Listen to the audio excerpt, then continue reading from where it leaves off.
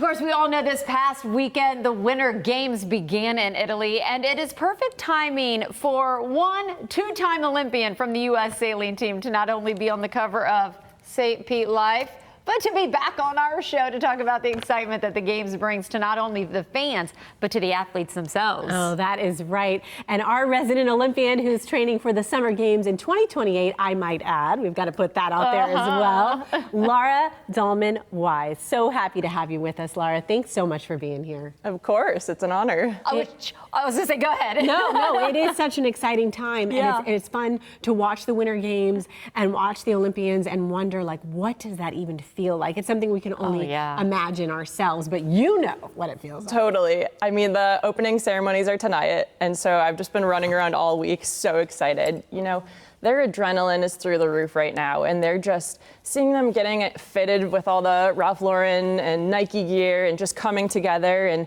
you really get to learn each other's sports, and it's just such a fun atmosphere, and so I'm all excited for them. Which we're excited to have you in studio, by the way. I didn't realize we've checked in with you both times virtually, so it's fantastic to have you in person. Putting my coffee mug to shame, though. Did you see that over there? Just right? No, Team USA. I was like, all the little purse, yeah, just sitting here on our table, something I can get used to. Oh, this thing? Just that. And I know she's got her rings on her neck. I mean, it's just, it's so cool to think about the experiences. And let's talk a little bit about, opening ceremonies and the team camaraderie, because you do have your different sports. You've been so focused, you've been so training, and then it's kind of like, it's here, party, oh, but wait, I still am going to have to compete at the best I've ever done before.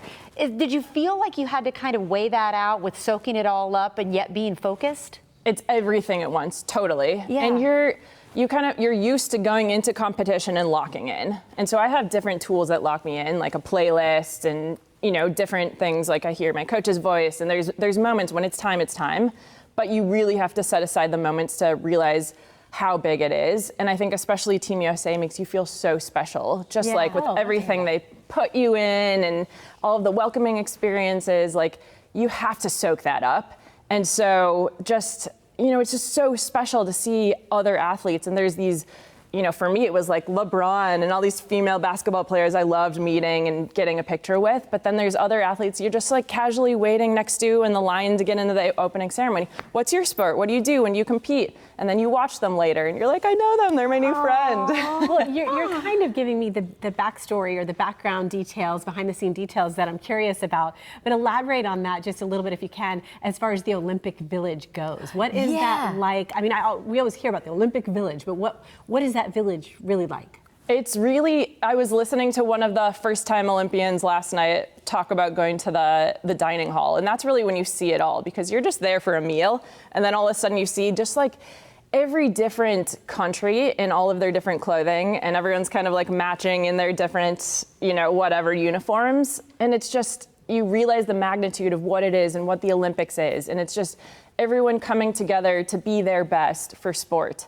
And like the Olympic spirit, I tell everyone, we've got a home games coming up, please come see it, because the Olympic spirit is just so insane. Well, I'm so glad you said that, because that makes a great segue, great transition. You were saying there was some debate. You have 2 Olympics, 2 games under your belt.